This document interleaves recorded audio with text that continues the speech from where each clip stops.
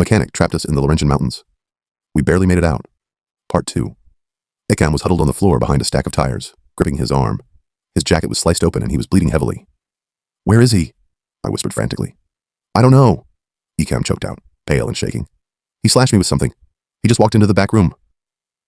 We heard heavy footsteps as coming from the storage room at the back of the garage. We panicked and dove underneath the chassis of a rusted-out SUV sitting on cinder blocks nearby. A second later, the mechanic walked back out into the garage.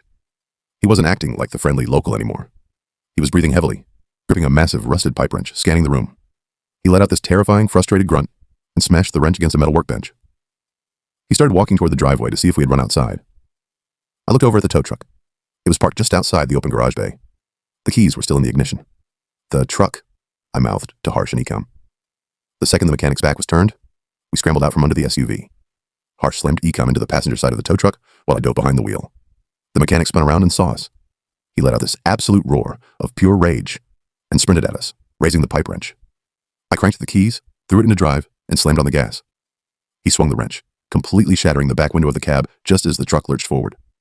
Glass rained down on our necks, but I didn't let up on the pedal. We tore down his gravel driveway, fishtailing wildly, and launched back onto the main logging road. We drove that stolen tow truck at 80 miles an hour for almost 40 minutes until we hit a town with a gas station and a working payphone. We locked ourselves in the bathroom and called 911. By the time the cops went up there, the mechanic was gone. The house was completely emptied out. They never found him, but they did find our car. He had already stripped the engine block out of it. I still have nightmares about what would have happened if we had stayed in that kitchen for 5 more minutes.